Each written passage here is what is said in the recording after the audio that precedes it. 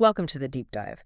Today, we're taking a plunge into a topic that, at first blush, might sound like a dense medical textbook, equine hyperkalemia. Right. But stick with us because while it's a specific condition in horses, it's actually a fascinating gateway to understanding something fundamental about all living systems. The delicate balance of electrolytes. Absolutely. Our mission in this deep dive is to unpack your sources, pulling out the most important nuggets of knowledge, the surprising facts, and those aha moments, giving you a real shortcut to being well-informed on this pretty critical topic. And it is critical. Potassium, which is what we're really talking about today, is the main positive ion, or cation, found inside our cells. Okay. This is crucial because it helps set the resting membrane potential, essentially the electrical charge difference across membranes. Right. Which is vital for excitable tissues like muscles and, well, especially the heart, to function properly. So when that gets out of whack. Exactly. When potassium levels in the blood get too high, it throws off that electrical charge, leading to severe cardiac and muscular problems. In a healthy horse, the body is, a finely tuned machine. It readily absorbs potassium from food and then lets the kidneys excrete any excess. But here's the surprising insight. Even though we measure potassium in the blood, less than 2% of a horse's total potassium is actually in that blood. Wow, only 2%. Yeah. So this means a simple blood test can sometimes be, well, a bit misleading about a horse's overall potassium status. That's a crucial diagnostic challenge vets have to grapple with. Wow, that's a powerful opening thought that less than 2% can dictate so much and also be potentially misleading. So if we're talking about an imbalance, let's unpack this. What actually causes horses to have too much potassium in their blood? Are there just like one or two big picture issues at play? Fundamentally, yes, there are two primary physiological pathways that lead to this imbalance. Okay. The first is when the kidneys, the body's natural filters, fail to remove potassium from the body effectively. Right, makes sense. And the second is when potassium, for some reason, shifts out of the cells where it normally lives and into the extracellular fluid that flowed outside the cells, including the bloodstream. Most cases of hyperkalemia really boil down to one of these two pathways. Okay, that makes sense. So two core mechanisms. Now let's get into the specific conditions that actually embody these pathways. I imagine for many horse owners, there's one genetic condition that immediately comes to mind, especially with certain breeds. What are we talking about there?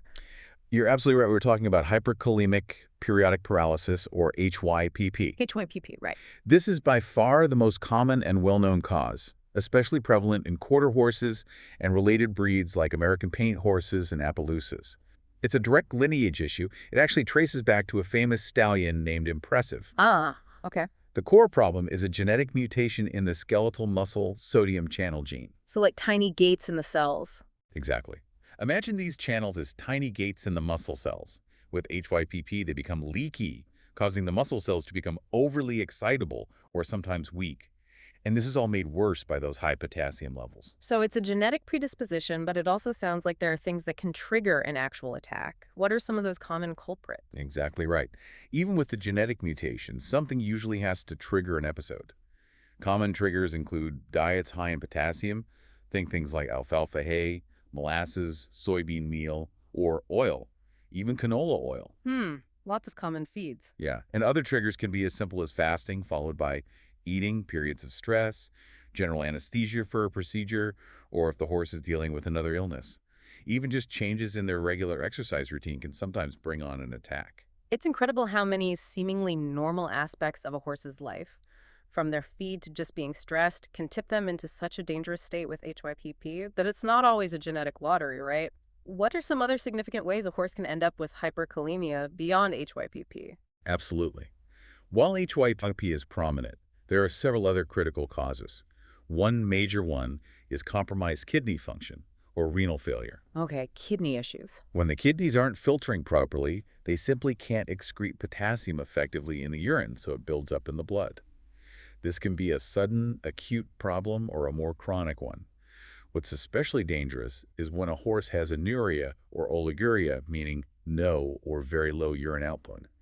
That's when hyperkalemia can become clinically significant very, very quickly. And what if it's not the kidney filtering itself, but maybe something physically wrong with the plumbing, so to speak? Excellent point. That leads us to urinary system rupture or obstruction, also called uroperitoneum. Peritoneum. Okay. If the bladder, ureters, or urethra are torn or blocked, urine and all that potassium it contains can leak into the abdominal cavity or just build up. This is particularly common in young foals with ruptured bladders, often after, say, a difficult birth. Ah, poor things. Then we have massive cellular destruction. When a large number of cells are severely damaged or die, all the potassium normally held inside them leaks out into the bloodstream. Think of it like a dam breaking. Right. Common examples are tying up or exertional rhabdomyolysis, which is severe muscle damage during intense exercise. Heard of that one. Yeah, it can also happen with extensive trauma, severe burns, or even severe hemolysis, which is the destruction of red blood cells. So anything that basically busts open a lot of cells. Got it. And you also mentioned something about blood pH earlier. Does that tie into this? It does. That brings us to metabolic acidosis. When a horse's blood becomes too acidic, meaning its pH drops, hydrogen ions move into cells. Okay. And to maintain electrical balance, potassium moves out of cells and into the extracellular fluid. So high acidity can directly contribute to hyperkalemia. Huh. This can happen in severe dehydration or with certain metabolic diseases.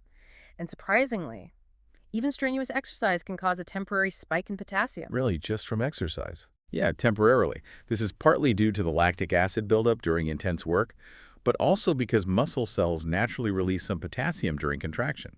It's a delicate balance, and actually, that potassium release is important for ensuring good blood flow to those working muscles.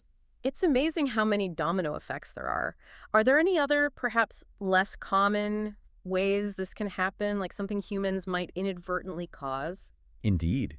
We call those iatrogenic causes, meaning they're caused by medical intervention, though they are rare. Okay. For instance, if certain medications like potassium-sparing diuretics are used inappropriately, or if a horse is given excessive intravenous potassium supplementation, these are situations where careful medical oversight is paramount. Okay, that's a lot of ways potassium can go haywire inside the horse, from genetics to organ failure to even exercise.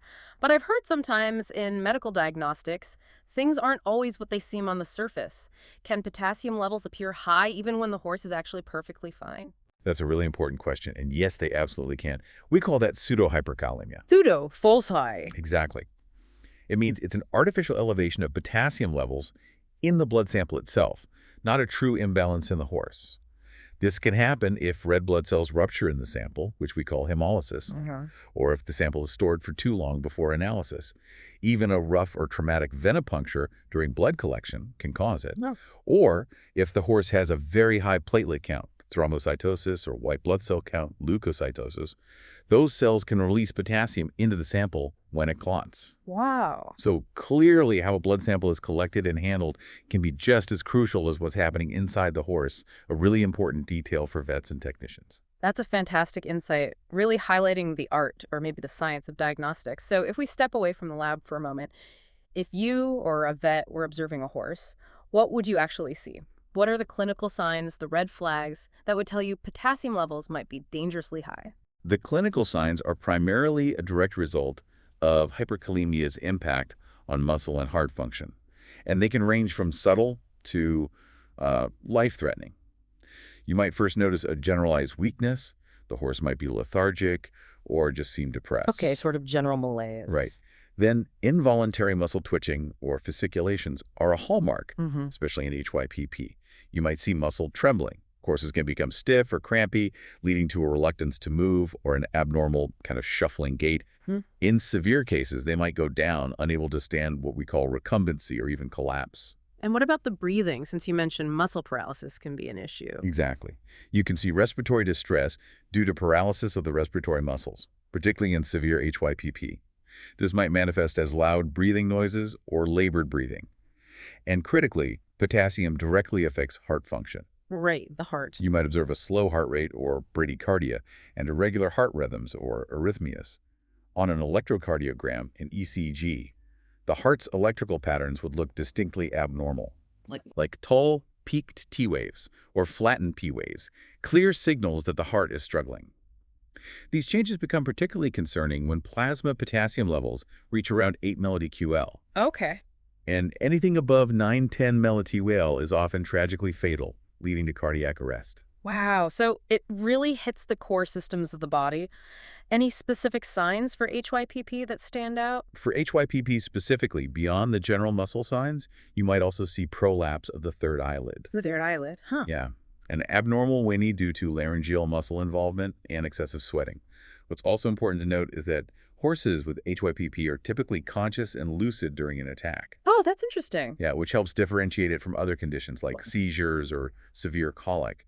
They're very much aware of what's happening, which must be terrifying for them. That's a crucial distinction. So if a vet sees these signs, how do they confirm it's hyperkalemia and not something else? What are the diagnostic steps? Well, the primary diagnostic tool is a blood biochemistry panel. That'll show the increased potassium concentration, typically above 5.0 millimol. Okay, the blood test. Right. An arterial blood gas analysis can also be very useful, as it might reveal acidemia, that acidic blood we talked about.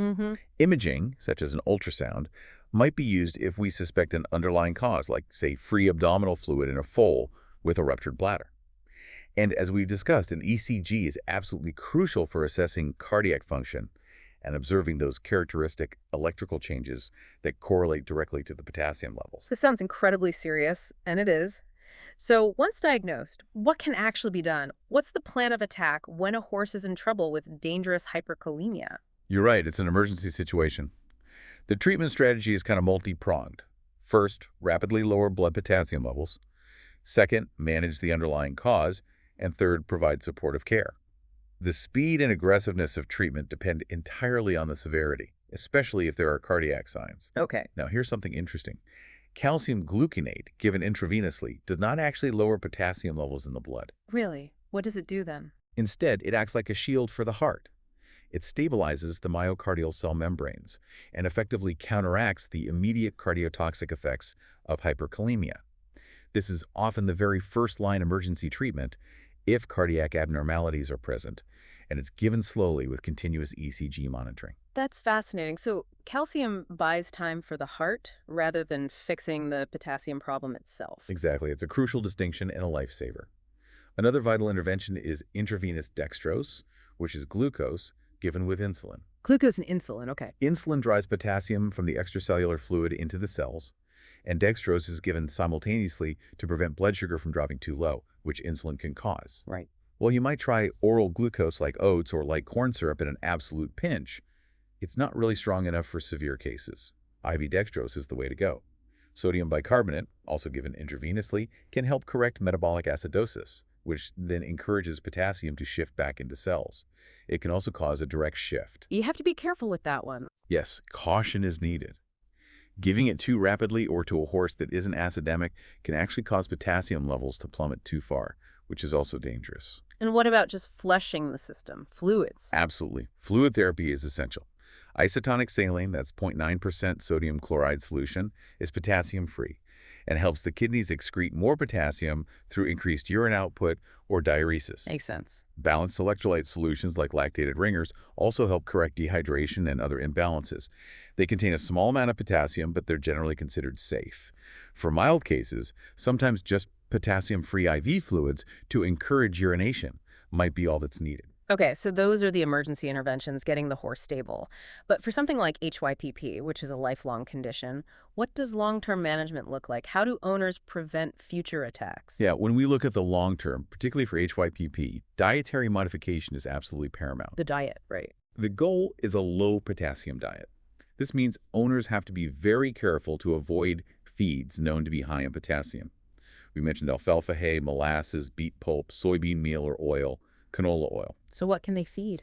Recommended feeds include things like grass hay, oats, and corn. Pasture's generally okay, as its high water content dilutes the potassium intake. And a really important strategy is feeding small, frequent meals throughout the day. This helps prevent those sudden spikes in blood potassium that can trigger an attack. So it's about minimizing the potassium load and keeping it stable. What else is part of the long-term picture? Beyond diet, regular exercise and turnout are beneficial. Keeping horses moving promotes normal muscle function and helps move potassium into cells, which reduces the likelihood of attacks. Movement helps. Definitely. For some HYPP horses, medication can be part of long-term management. specifically acetazolamide. Acetazolamide. Yeah, it's a type of drug called a carbonic anhydrase inhibitor. Hmm. In simpler terms, it helps the kidneys flush out more potassium. It can reduce the frequency and severity of attacks. And of course, a big part of management is simply avoiding known triggers, minimizing stress, avoiding prolonged fasting, carefully managing any anesthesia or concurrent illnesses. And in all cases, treating the underlying cause is also non-negotiable. For renal failure, that means supporting kidney function. For a urinary rupture, surgery is essential. For tying up, you're treating the muscle damage itself while managing the acute hyperkalemia. And throughout all of this, whether it's the acute emergency or the long-term management, constant monitoring is absolutely key, right? To make sure what you're doing is actually working. Precisely. Crucial monitoring tools include serial blood potassium levels, checking the blood repeatedly to track the horse's response to treatment. And ECG monitoring is incredibly important in acute cases, allowing us to assess cardiac function and immediately see if treatments like calcium gluconate are having their intended effect on the heart. So what's the outlook for horses diagnosed with hyperkalemia? Is this usually a death sentence, or can they typically recover and live a full life? The prognosis really depends heavily on the cause, how severe the hyperkalemia is, and critically, how promptly treatment is initiated. Makes sense. For uncomplicated HYPP cases with diligent management, the prognosis is often quite favorable. These horses can live long, productive lives. That's good to hear. It is. However, severe hyperkalemia, especially with significant cardiac involvement, or if it's secondary to a really severe underlying condition like acute renal failure or extensive cellular damage, A lot. well, that carries a guarded to poor prognosis. Ultimately, early recognition and aggressive intervention are the most powerful tools we have for a positive outcome. So what does this all mean for you, the listener? Even if you don't own a horse, what's the big takeaway from this deep dive into equine hyperkalemia? It's fascinating how a seemingly specific condition can illuminate broader physiological principles. It really raises an important question, doesn't it? Considering how incredibly delicately balanced electrolytes are in all biological systems, what might this tell us about the hidden dangers of invisible imbalances in our own bodies or in other animals, even when there are no obvious outward signs until, potentially, it's too late?